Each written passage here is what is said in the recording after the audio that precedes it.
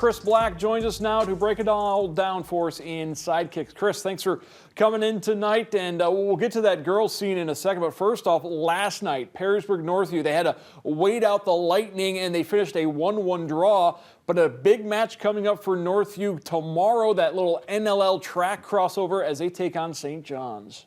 Yeah, and earlier in the NLL, Perrysburg had problems with the track with St. Francis, but now it's Northview with St. John's. It'll be fun to see a crossover.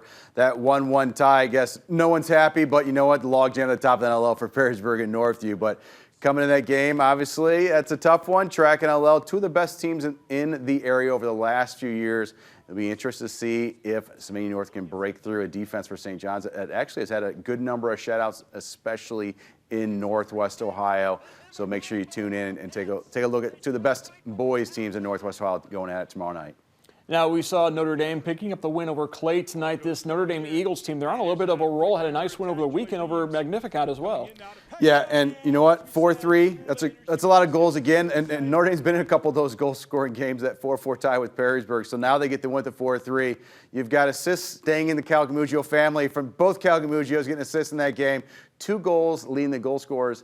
Sydney Orions coming out with a huge win against a great program in Magnificat. So real nice win for Notre Dame, who's doing really, really well in this early season. Early season for the high school, so we're still trying to figure out our way, and it's still the early season for college soccer, and we got some big matches coming up in Northwest Ohio. Toledo, they are undefeated yet, and they've got Indiana State coming into town on Friday, but then a big one, Big Ten. Illinois will be at Paul Hotmer Field on Sunday to take on the Rockets. Yeah, record-setting start for University of Toledo on the women's side, undefeated going this deep. That's always good no matter who your opponents are, and they had some really good ones in there.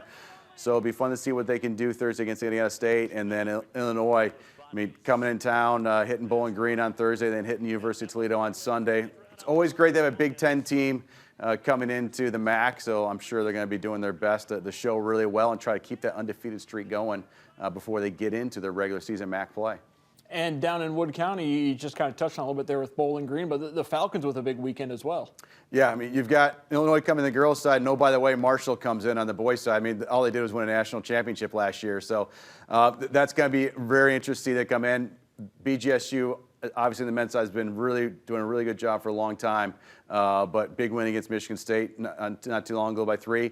And then now having Marshall come in, hey, you want to test yourself against the best. I mean, BGSU is that type of program anyways. The top of the MAC has been always getting into NCAAs and making some waves anyway. Some great teams coming out over the past few years. So it's going to be a lot of fun to see what happens when the Thundering Herd comes into town and see what BGS can do.